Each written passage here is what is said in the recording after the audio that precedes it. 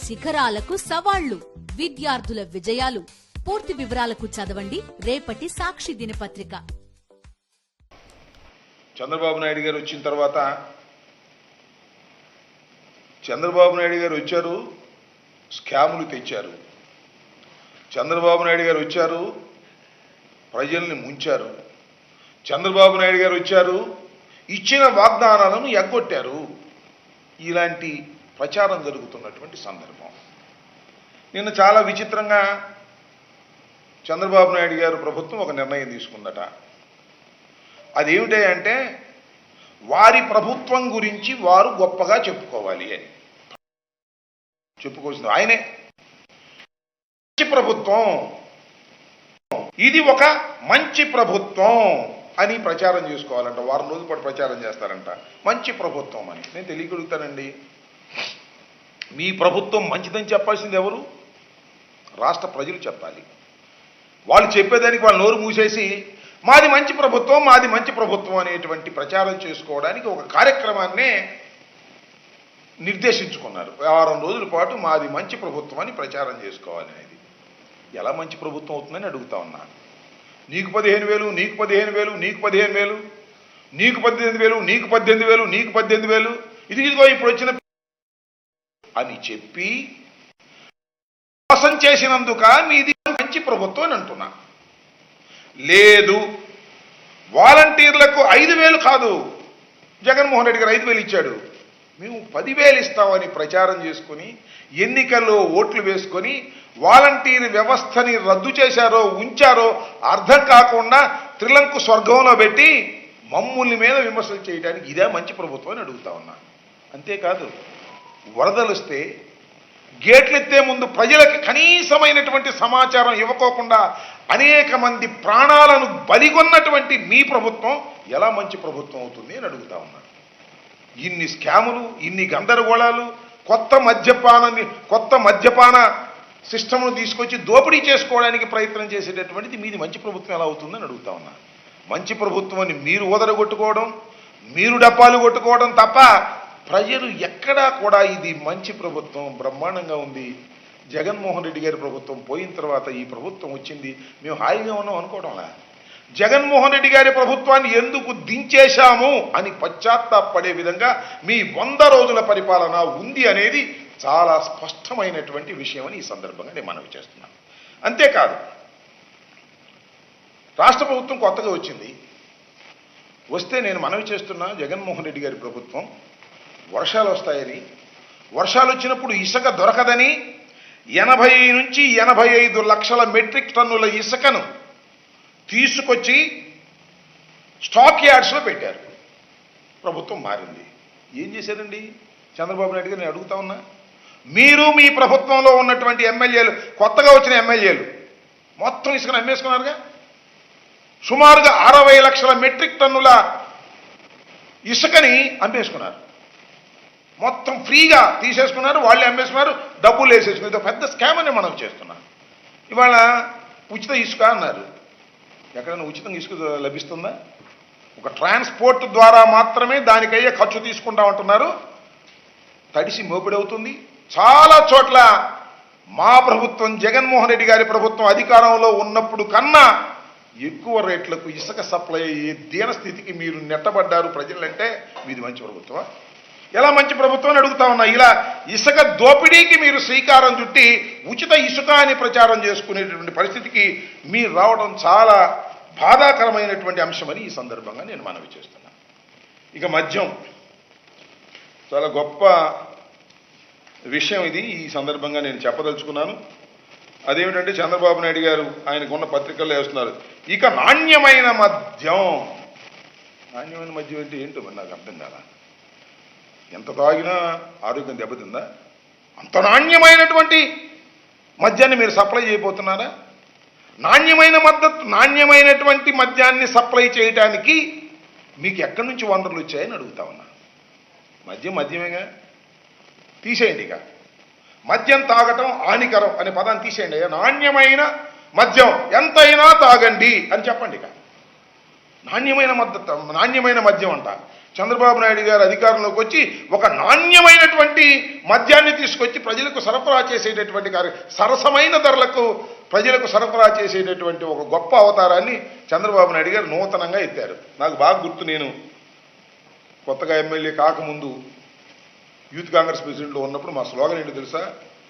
నారావారి సారా పాలన down down. ఇది మా మొదటి స్లోగన్ నేను రాజకీయాల్లోకి వచ్చిన కొత్తలో. నారావారి సారా పాలన అనేటువంటి పరిస్థితి ఉంది ఇవాళ. ఆ రోజున ఉమ్మడి రాష్ట్రంలో నారావారి సారా పాలన కొనసాగించినటువంటి పరిస్థితి మనం వాళ్ళు గుర్తు చేసుకోవాలని మనం చేస్తున్నాం. ఉమ్మడి రాష్ట్రం లేదా మనం విడిపోయినటువంటి రాష్ట్రంలో కానీ షాపులను స్కాములు, మద్యం తయారీ దగ్గర డబ్బులు సంపాదించి కోటాను కోట్ల రూపాయలు సంపాదించి దాని ద్వారా రాజకీయ నాయకులను కొని దాని ద్వారా ఎలక్షన్ జరుపుకొని డబ్బుతోనే సర్వస్వం చెయ్యవచ్చుననేటువంటి భావనతో చంద్రబాబు నాయుడు గారు మద్యాన్ని స్కామ్గా ఉపయోగించుకున్నటువంటి వ్యక్తి. ఇది చరిత్ర చెబుతున్నటువంటి సత్యం. ఇది చంద్రబాబు నాయుడు గారు అధికారంలోకి వచ్చిన దగ్గర నుంచి మద్యం విషయంలో అనేక స్కాములు చేసి కోటాను కోట్ల రూపాయలు కొల్లగొట్టేటటువంటి కార్యక్రమం చేసినటువంటి వ్యక్తి నారా చంద్రబాబు నాయుడికి ఇవాళ మళ్ళా మద్యాన్ని ఓ స్కాముల్లోకి తీసుకొచ్చి దాని ద్వారా అనేక కోట్ల రూపాయలు సంపాదించాలనేటువంటి ఉద్దేశంతో ఇవాళ కొత్త పాలసీని చంద్రబాబు నాయుడు గారు తీసుకొస్తున్నారు. మమ్మల్ని ఏమన్నాడు తెలుసు కదా?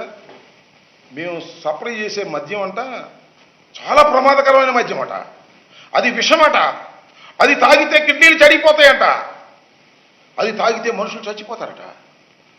మరి ఇప్పుడు 100 రోజులు అయిందిగా, 100 రోజులు ఎక్కడి నుంచి ఎక్కడ ఏ షాపులో తాగారు? మేము సప్లై చేసినటువంటి బ్రాండ్ లేక కొత్తగా బ్రాండ్ ఏమి రాలేదుగా. ఎన్ని కిడ్నీలు పోయినాయి, ఎంతమంది చచ్చిపోయారు, ఏమిటి కథ? ఒక లాజిక్ ఏది? లాజిక్ లేదు. ఎక్కడికి వెళ్ళినా మీటింగుల్లో నాణ్యమైన మద్యం ఇస్తాం, జగన్మోహన్ రెడ్డి గారు ఇచ్చేటటువంటి మద్యం చాలా ప్రమాదకరమైనటువంటి మద్యం, చాలా ఖరీదైన మద్యం ఇస్తున్నారు అని చెప్పి ప్రచారం చేసి ప్రజలను నమ్మించే ప్రయత్నం చేశారు. నమ్మారేమో మరి మనకు తెలియదు. ఇవాళ మరి చెప్తున్నా, ఇవాళ చేయమంటున్నా, నాణ్యమైన మద్యాన్ని ఎలా సరఫరా చేస్తారో చూడాలి. దానికి ఇవాళ కొత్త స్లోగన్స్ పెట్టి వెళ్ళేటటువంటి ప్రయత్నం నారావారు చేస్తున్నారు. సారా పాలన చేసే ప్రయత్నం నారావారు చేస్తున్నారు. ఈ సందర్భంగా చెప్పదలుచుకున్నా. నేను అడుగుతా ఉన్నా, పూర్వం చంద్రబాబులోకి ఉన్నప్పుడు సుమారుగా 4,380 మద్యం షాపులు ఉండేవి ఈ రాష్ట్రంలో, మన రాష్ట్రంలో 4,380 మద్యం షాపులు. మేము వచ్చిన తర్వాత మద్య నియంత్రణ చేయాలని ప్రభుత్వమే మద్యం షాపులు ఓపెన్ చేసి మద్యాన్ని అమ్మేటటువంటి కార్యక్రమం చేశాం. దానికి 2,934 షాపులను ప్రభుత్వం ఓపెన్ చేసింది. నేను అడుగుతా ఉన్నా, మద్యం షాపులు ప్రైవేటీకరణ చేస్తే లంచాలు వస్తాయా, ప్రభుత్వం అమ్మితే లంచాలు వస్తాయా చెప్పని అడుగుతా ఉన్నా. ప్రభుత్వం అమ్మితే లంచాలు ఎందుకు వస్తాయి? ప్రైవేటీకరణ చేస్తే లంచాలు వస్తాయి. 2,934 షాపులు మేము మెయింటైన్ చేస్తే మీరు 4,380 షాపులు పెట్టి దోచుకుని ఇవాళ మీరు మా ప్రభుత్వాన్ని విమర్శించేటటువంటి కార్యక్రమం చేస్తున్నారు. అంతేకాదు, ఇవాళ రేపు సుమారుగా ఎన్ని షాపులు అవుతాయో, 4,000 అవుతాయో, 6,000 అవుతాయో, 7,000 అవుతాయో ప్రైవేటు మద్యం షాపులు తీసుకొచ్చి పెట్టి సిండికేట్లు చేసి తద్వారా డబ్బులు కాజేయాలనేటువంటి ప్రయత్నంలో ఇవాళ చంద్రబాబు నాయుడు గారు ఉన్నారు. మేము చూసాం, ఇంతకు ముందు కూడా చంద్రబాబు నాయుడు గారి పరిపాలనలో అందరూ సిండికేట్ అయ్యేవాళ్ళు. మొత్తం ఆ సిండికేట్లు ఏం చేసేవాళ్ళు అంటే 25 రూపాయల బాటిల్ అని చెప్తే రేట్ ఏమో 25 రూపాయలు ఉండేది షాపులో, బయట లోపలే 35 రూపాయలు అమ్మేది. అందరూ తెలుగుదేశం కార్యకర్తలు పంచుకునే కార్యక్రమం చేసేవాళ్ళు. ఇవాళ కూడా అదే మళ్ళీ కార్యక్రమం జరుగుతూ ఉందిగా. నేను మనవి చేస్తున్నా, ఇంతకుముందు బార్లు, వైఎస్ఆర్ కాంగ్రెస్ ప్రభుత్వంలో ఏర్పడినటువంటి బార్లు యజమానులని ఇవాళ మెడబట్టుకొని బయటకు గంటి మీరు ఇవాళ ఆక్రమించుకున్నారు. చాలా చోట్ల నేను చెప్తాను, అవసరమైతే వాటి నెంబర్ కూడా చెప్తాను. ఆక్రమించుకొని మీ కార్యకర్తలతో ఇవాళ బార్లు నడుపుకునే పరిస్థితి చేస్తున్నారు. ఇంతకన్నా దారుణం ఏం కావాలి? ఈ రకంగా ఒక దుర్మార్గమైనటువంటి కార్యక్రమానికి ఇవాళ మీరు శ్రీకారం చుట్టేటటువంటి కార్యక్రమం చేస్తున్నారు. ఇది చాలా దురదృష్టకరమైనటువంటి ప్రయత్నం అని కూడా ఈ సందర్భంగా నేను చెప్తూ, దాంతోపాటు ఏమంటారంటే మేము బ్రహ్మాండమైన తీసుకొని మాకు ప్రచారం చేసేటప్పుడు ఇంకో మాట కూడా చెప్పారు. భూమ్ భూమ్ జగన్మోహన్ రెడ్డి గారిదంట, ప్రెసిడెంట్ మెడల్ జగన్మోహన్ రెడ్డి గారిదట. నేను మనవి చేస్తున్నా, ప్రజలు గుర్తించాలని మనవి చేస్తున్నా, ఈ బ్రాండ్లన్నీ కూడా చంద్రబాబు నాయుడు గారు పరిపాలనా కాలంలోనే, అంటే 2019-14 కాలంలోనే ఈ బ్రాండ్లన్నీ ఇచ్చింది చంద్రబాబు నాయుడు గారు. దానికి లెక్క ఉంది, జీవోలు ఉన్నాయి. చూడండి, ఒక మాట చెప్తాను.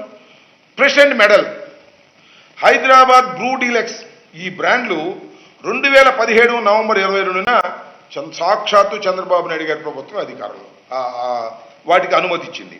అలాగే Governor Reserve, Life and Napoleon, Olden Barton Edge, 7 Heaven Blue, ఈ బ్రాండ్లు కూడా సుమారుగా ఇలాంటి 15 బ్రాండ్లు 2018 అక్టోబర్ 26న ఒకేసారి అనుమతించారు.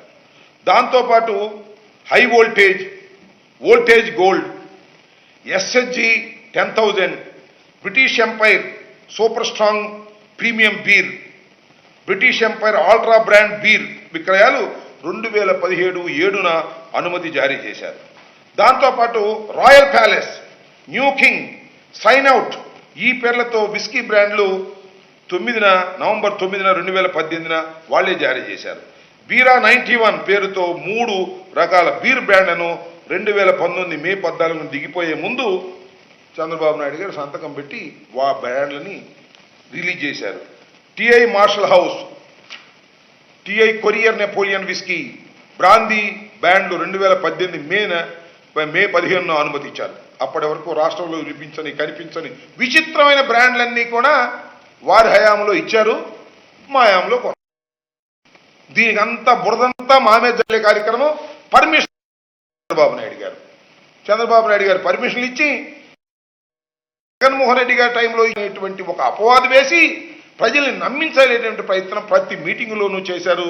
వెళ్ళిన చోట్ల తమ్ముళ్ళు మద్యం తాగే మందు బాబులు మీకు నాణ్యమైన మందు ఇస్తాను అని ప్రచారం చేశారు, చౌకగా ఇస్తాను అని ప్రచారం చేశారు.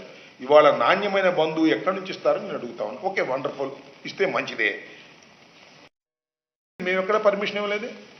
మొత్తం 5 మినహా మొత్తం చంద్రబాబు నాయుడు గారు పర్మిషన్ ఇచ్చినవే. ఈ డిస్టిలరీలో తయారు చేస్తారా, వేరే చోట్ల తయారు చేస్తారా? ఈ డిస్టిలరీలో తయారు చేసేటప్పుడు నాణ్యమైన ఇంతకన్నా బెటర్ మందు ఎలా వస్తుంది? అదే డిస్టిలరీ కదా. ఆ డిస్టిలరీలోనే తయారు చేసే మందు ఏమి లేదు. మీరు స్లిప్పులు అంటించి ఈ రకంగా చేసేటటువంటి ప్రయత్నం మా మీద బురద జల్లే కార్యక్రమాలు మీరు చేస్తున్నారు. ఇది ఒక సరైనటువంటి విధానం కాదు అనేది ఈ సందర్భంగా నేను చెప్పదలుచుకున్నాను.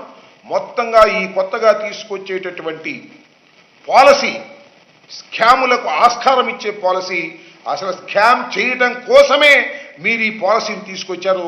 మీ కార్యకర్తలకి, మీ నాయకులకి సిండికేట్లు చేసి మద్యాన్ని అమ్ముకొని వ్యాపారం చేసుకొని డబ్బులు సంపాదించుకోవాలి అన్యాయంగా అనేటువంటి ఒకే ఒక్క దురుద్దేశంతో ఇవాళ ఈ నూతనమైనటువంటి పాలసీని మీరు తీసుకొచ్చారు. ప్రభుత్వమే ఇటువరకు అమ్మేది. ప్రభుత్వమే అమ్మినప్పుడు ఇంకా ఎక్కడ మిస్చీఫ్ దాడానికి అవకాశం లేదు. ఇవాళ ప్రైవేటు వ్యక్తుల చేతుల్లోకి తీసుకువెళ్ళేటటువంటి పరిస్థితి మీరు చేస్తున్నారంటే ఇది స్కామ్కు దోహం చేసేటటువంటి కార్యక్రమం అని కూడా ఈ సందర్భంగా నేను చెప్పదలుచుకున్నాను. ఇంకపోతే నిన్న క్యాబినెట్లోనే చాలా సుదీర్ఘమైన చర్చ జరిగినట్టుగా ఆ పత్రికల్లో వచ్చాయి. ముఖ్యంగా వారి ప్రియమైన పత్రిక ఈనాడులో జగన్ భార్య చైర్మన్గా ఉన్న సాక్షి పత్రికకు దోచిపెట్టారు. ప్రభుత్వ సొమ్మంతా కూడా సాక్షి పత్రిక దోచిపెట్టారట. ఆ సాక్షి పత్రిక జగన్ భార్య చైర్మన్గా ఉన్నారట. సరే, మరి వాళ్ళకి తెలిసిందో తెలియకో మరి ఆమెమి చైర్మన్ కూడా కాదు, ఈవెన్ డైరెక్టర్ కూడా కాదు. Board will do all the functions in the Sakshi. Sakshi అనే పత్రిక నేను మీకు ప్రత్యేకంగా చెప్పవలసిన అవసరం లేదు. డాక్టర్ వైఎస్ రాజశేఖర రెడ్డి గారు సాక్షి పత్రికను తీసుకురావాలని తాపత్రయపడి తీసుకొచ్చినటువంటి మహానుభావుడు. ఎందుకు తీసుకొచ్చాడు సాక్షి పత్రికని? చంద్రబాబు నాయుడు గారి చేతిలో ఉన్నటువంటి అన్ని పత్రికలు, ముఖ్యంగా ఈనాడు, ఆంధ్రజ్యోతి, వారి గుప్పెట్టో పెట్టుకొని రోజు కథ రాసి ప్రజల ముందుకు పంపేటటువంటి ప్రయత్నం చేసి విష ప్రచారం చేసేటటువంటి కార్యక్రమం చేస్తున్నారు అనే విషయాన్ని తెలుసుకొని ఆ రోజు గుర్తుండే ఉంటుంది రాజశేఖర రెడ్డి గారు, దివంగత రాజశేఖర రెడ్డి గారు ఆ 2 పత్రికలు అని చెప్పేవాడు.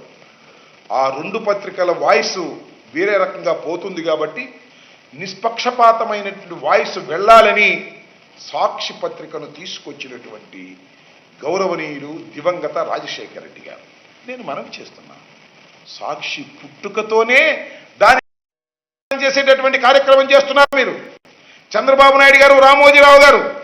ఎందుకంటే ఇలాంటి పత్రిక ఉండేటటువంటి నాటకాలు, రాసేటటువంటి కథనాలు ప్రజలు నమ్మరు కాబట్టి ఈ సాక్షి పత్రిక మీద విషం కక్కేటటువంటి ప్రయత్నం చేస్తున్నారు. ఇది కొత్త ఏం కాదు, ఇవాళ కాదు, డే 1 నుంచి మీరు అదే కార్యక్రమం చేస్తున్నారు. నేను అడుగుతా ఉన్నా, అంటే సాక్షి పత్రికకు జగన్ గారి భార్య చైర్మన్గా ఉన్నారని నేను మనవి చేస్తున్నా. జగన్ గారి భార్య శ్రీమతి భారతి గారు ఆమె మీద అక్కస్సు ఎంత కావాలో అంత కక్కుతా ఉన్నారు. ముఖ్యంగా లోకేష్ గారి నాయకత్వంలో విష ప్రచారం చేస్తున్నారు. సోషల్ మీడియాలో కూడా ఇష్టం వచ్చినట్టుగా మాట్లాడుతున్నారు, ఇష్టం వచ్చినట్టుగా చేస్తున్నారు కార్యక్రమంగా. నేను మనవి చేస్తున్నా, జగన్మోహన్ రెడ్డి గారి సతీమణి అయినటువంటి భారతమ్మ గారి మీద మీరు పదే పదే దుష్ప్రచారాలు చేస్తే దానికి మూల్యం చెల్లించక తప్పదు, గుర్తుపెట్టుకోమని కూడా ఈ సందర్భంగా మనవి చేస్తున్నా. సాక్షి మీద విష ప్రచారం చేస్తారు, జగన్మోహన్ రెడ్డి గారి సతీమణి మీద విష ప్రచారం చేస్తారు, చూస్తూ కలకాలం ఊరుకోమనే విషయాన్ని కూడా మీరు గుర్తుపెట్టుకోమని ఈ సందర్భంగా నేను మనవి చేస్తున్నా. నేను ఈ సందర్భంగా కొన్ని విషయాలు మీ దృష్టికి తీసుకురాదలుచుకున్నా. అసలు నేను అడుగుతా ఉన్నా, ఏందబ్బా ఏమి సాక్షి పత్రిక మేము దోచిపెట్టామని చెప్పమని అడుగుతా ఉన్నా. దీనిలో ఇవన్నీ లెక్కలు చాలా క్లియర్గా ఉంటాయి. సాక్షి పత్రికలు కానీ, లేకపోతే ఈనాడుకి ఇచ్చినవి కానీ, లేకపోతే ఆంధ్రజ్యోతికి ఇచ్చినవి కానీ, తెలుగుదేశం ప్రభుత్వంలో మీరే రకంగా ఇచ్చారు, మేమే రకంగా ఇచ్చామనేది కూడా చాలా స్పష్టంగా ఉంటుంది. ఇప్పుడు ఒకటి నేను మనవి చేస్తున్నా, సాక్షి దినపత్రిక అనేది దేశంలోనే టాప్ వరుసలో ఉన్నటువంటి పత్రిక. మన రాష్ట్రంలో టాప్లో ఉన్నటువంటి 2 పత్రికల్లో 1-2 ప్లేసెస్లో ఉన్నటువంటి పత్రికల్లో ఒకటి సాక్షి పత్రిక. అలాంటి హయ్యెస్ట్ సర్క్యులేషన్ ఉన్నటువంటి సాక్షి పత్రికకు మీ టైంలో మీరేం చేశారు, మేమేం చేశాము, చంద్రబాబు నాయుడు గారి టైం పోయిన తర్వాత మేము మా టైంలో ఈనాడుకి ఏం చేశాము చాలా స్పష్టంగా చూడాల్సినటువంటి అవసరం. ఈనాడు మాకు వ్యతిరేక పత్రిక. ఈనాడు మమ్మల్ని ఎప్పుడు దూషించాలని, విషం కక్కాలని నువ్వు చెప్పినట్టు ఆడేటటువంటి పత్రిక అయినా కూడా నేను మనవి చేస్తున్నా. వైఎస్ఆర్ ప్రభుత్వం అధికారంలో ఉన్నప్పుడు నిష్పక్షపాతంగా వ్యవహరించేటటువంటి కార్యక్రమం మేము దోచుకునే కార్యక్రమం చేయలేదనేది కూడా ఈ సందర్భంగా నేను చాలా స్పష్టంగా చెప్పదలుచుకున్నాను. 2014-19 అంటే ముఖ్యమంత్రిగా ఉన్నప్పుడు మీరేం చేశారు? ఈ 5 ఏళ్లలో ఈనాడుకి 121 కోట్లు ఇస్తే సాక్షి కన్నా తక్కువ సర్క్యులేషన్ ఉన్నటువంటి పత్రిక నీ ప్రియమైన పత్రిక అదే మన రాధాకృష్ణ గారి పత్రిక, అదే యాక్టివ్ పవర్ ప్లాంట్ ఇక్కడ ఇచ్చారు కదా ఆయన పత్రిక 72 కోట్లు ఇచ్చారు. సాక్షి ఎంత ఇచ్చారండి మీరు? చంద్రబాబు నాయుడు గారు గుర్తు చేసుకోండి, 30 కోట్లు ఇచ్చారు. ఈనాడుకి 121 కోట్లు, ఆంధ్రజ్యోతికి 72 కోట్లు, 30 కోట్లు మాత్రమే సాక్షికి ఇచ్చారు. దీన్ని ఏమనాలి? నీ ప్రియమైనటువంటి రామోజీరావు గారి పత్రికకి, నీ ప్రియమైనటువంటి రాధాకృష్ణ పత్రికకి దోచిపెట్టడం కాదంటారు దాన్ని. అది మాత్రం చాలా మేము చేసింది తప్పు, మేము చేసింది తప్పు ఏంటో నేను అడుగుతా ఉన్నా. దీనిలో 240 సరే మొదటి 4 ఏళ్ళు ఈనాడుకు మేము 240 కోట్లు ప్రకటన రూపంలో వెళ్ళాయి. అంటే ఏడాదికి ఇచ్చిన పత్రికా ప్రకటన 1 సంవత్సరానికి 60 కోట్లు, 3.5 ఏళ్లలో 243 కోట్లు ఇచ్చాం. ఏంటండి 5 సంవత్సరాలు కదా మీ ప్రభుత్వం ఉంది, కేవలం 3.5 ఏళ్లలోనే ఇచ్చామంటున్నారు, మిగతా సంవత్సరంన్నర ఏం చేశారనేటువంటి ప్రశ్న ఖచ్చితంగా చూసేవాళ్ళకి వినేవాళ్ళకి వస్తుంది. జరిగింది ఏమిటంటే రామోజీరావు గారు ఆయన పత్రికలో 3.5 సంవత్సరాల వరకు ప్రభుత్వ ప్రకటన ఉన్నారు, 3.5 సంవత్సరాల తర్వాత మేము అన్నారు. ఎందుకంటే చంద్రబాబు నాయుడు గారిని మొయ్యాలి కదా, ఈ ప్రభుత్వం ఇచ్చే ప్రకటనలు మంచిగా ఉంటాయి కదా ప్రభుత్వానికి అనుకూలంగా, అందువల్ల మేము వెయ్యమో మా పత్రికల్లో, మాకు స్పేస్ లేదు అని మెయిల్స్ పంపించారు. అంటే అయిష్టతను వ్యక్తం చేశారు. కేవలం 3.5 సంవత్సరాలు మాత్రమే ప్రభుత్వం నుంచి వారు ప్రకటనలు తీసుకున్నారు. కడమ 1.5 సంవత్సరం పాటు ప్రకటనలు మాకు వద్దు అని తిరస్కరించారు. సరే, తిరస్కరించే హక్కు వాళ్ళకు ఉంటుంది అనుకుంటా. అందువల్ల ప్రభుత్వం కూడా ఏం మాట్లాడలేదు. అందువల్ల కేవలం 60 కోట్లు అంటే సంవత్సరానికి 60 కోట్లు చొప్పున 3.5 సంవత్సరాలు వైఎస్ఆర్ ప్రభుత్వం ఈనాడుకి ఇస్తే 5 ఏళ్లలో సాక్షికి అంటే 5 ఏళ్ళు సాక్షి ఇచ్చింది 321 కోట్లు ఇచ్చాం. ఇస్తే ఎంత అయింది? 54 కోట్ల రూపాయలు. ఏం దోచిపెట్టింది ఏంటి? సాక్షికి దోచిపెట్టింది ఏంటి? ఈనాడుకు దోచి పెట్టండి ఏంటి చెప్పండి అని అడుగుతా ఉన్నా. నారా చంద్రబాబు నాయుడు గారు అవలీలగా అబద్ధాలాడుతున్నారే, అవలీలగా ఆరోపణలు చేస్తున్నారే, సాక్షికి దోచిపెట్టామని. ఈనాడుకి ఇచ్చినటువంటిది మీకు గుర్తురాదా? ఏమిటిదని అడుగుతా ఉన్నా. ఈనాడు మీకు అతి ప్రియమైన పత్రిక కావచ్చు, మీ పత్రిక కావచ్చు. ఇక్కడ ఒక విషయాన్ని కూడా చెప్పాలా. పాప రామోజీరావు గారు చనిపోయారు, వయసు రీత్యా పెద్దవారు. వారు చనిపోతే సంతాప సభ పెట్టారు. ఎవరు? ప్రభుత్వం, చంద్రబాబు నాయుడు గారు. చంద్రబాబు నాయుడు గారి ప్రభుత్వం భారీ ఎత్తున ఒక సంతాప సభ పెట్టింది. మంచిదే, పాప ఆయన నచ్చింది, పెట్టుకున్నారు. ఎవరు డబ్బు ఖర్చు పెట్టారండి సంతాప సభకి? ప్రభుత్వం సొమ్ము ఖర్చు పెట్టారు. ఎంత ఖర్చు పెట్టారో తెలుసా? ఒక్క సంతాప సభకి 4,28,01,173 రూపాయలు ఖర్చు పెట్టారు. ఒక్క సంతాప సభకి, రామోజీరావు గారి మరణం తర్వాత ఏర్పాటు చేసిన సంతాప సభకి ప్రభుత్వ ఖజానా నుంచి 4,28,01,173 రూపాయలు మీరు ఖర్చు పెట్టే ఎవరిచ్చారంటున్నా? రామోజీరావు గారు మీకు సన్నిహితుడైతే మీరు ఖర్చు పెట్టేస్తారా? రామోజీరావు గారు వంశ సంభూతుడా? సమాజ సేవ చేశారా? చనిపోయారులే పాపం, ఆయన అంటాం మంచిది కాదనుకో, అయినా చెప్తున్నా, సమాజ సేవ చేశారా? Is a white collar criminal. Chit fund కంపెనీలు, రామోజీ ఫైనాన్స్ ఇలాంటివి నడిపి ప్రజల దగ్గర నుంచి దోచుకున్నాడని అనేక కేసులు ఉన్నాయి. సరే, అఫ్ కోర్స్ ఆ కేసులన్నీ మీరు విత్డ్రా చేసుకోవాలని వాళ్ళ కోర్టులో ప్రయత్నం చేశారు, విత్డ్రా చేసుకున్నారు. అయినా ఎవరు ఊరుకోరనేది కూడా ఈ సందర్భంగా నేను మనవి చేస్తున్నాను. 4,04,28,00,000 రూపాయలు అంటే చిన్న విషయం కాదు ఇది. మొన్న పవన్ కళ్యాణ్ గారు ఉప ముఖ్యమంత్రిగా చెప్పారు, ఏమని? దాన్ని బ్లీచింగ్ పౌడర్ తాగడానికి డబ్బులు లేవు అని. ఆయన 4 కోట్లు ఇచ్చాడు చందా. ఈయన 4 కోట్ల రూపాయలు రామోజీరావు గారి సంతాప సభకు ఖర్చు పెట్టారు. ఏమిటి దుర్మార్గం అంటున్నా. నీకు నచ్చితే నువ్వు ఎంతైనా దోచేస్తావా?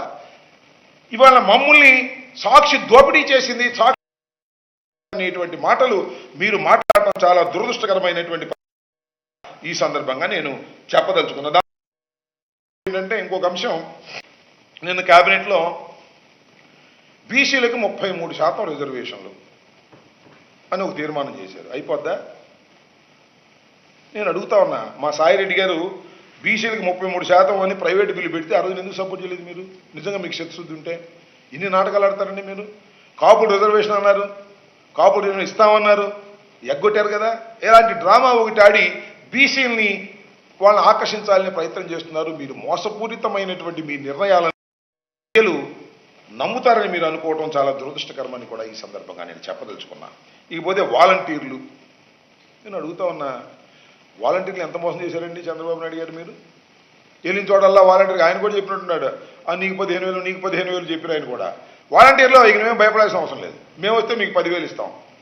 పాపం ఆశ కదా, పాపం మేము 5,000 ఇచ్చాం, 10,000 ఇస్తారని ఆశపడ్డారు. 10,000 పోయే, 5,000 పోయే, ఇవాళ బజార్ను బడి తిరిగేటటువంటి పరిస్థితి ఏర్పడింది. ఇంత నమ్మక ద్రోహం ఈ ప్రపంచంలో ఎవరైనా చేయగలుగుతారా చంద్రబాబు నాయుడు గారు? మీరు తప్ప.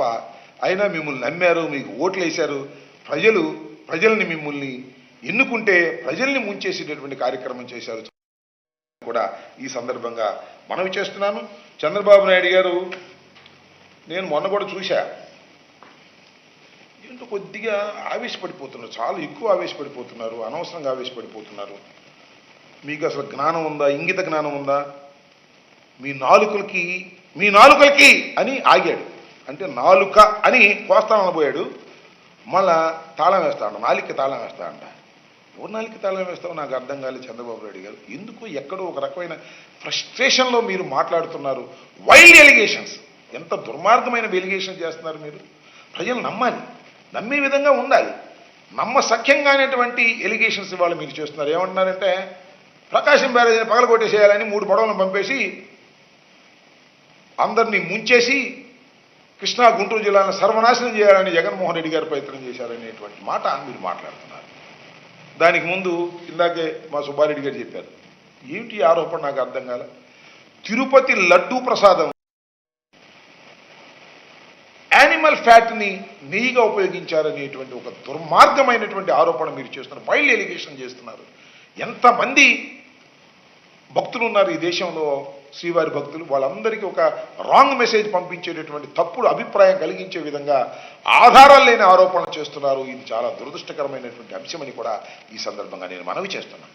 దానితో పాటుగా చంద్రబాబు నాయుడు గారు ఈ బుడమేరుకు సంబంధించినటువంటి ఫ్లోలో ఎక్కడైతే ఏరియా ఉందో దాన్ని కూడా బాగు చేస్తామనేటువంటి మాట మాట్లాడతారు. మంచిదే, బాగు చేయాల్సిందే. నిన్న కూడా ఆయన పేరేంటి నారాయణ గారు చెప్పారు బుడమేరు అంతా రీమోడలింగ్ చేస్తామని.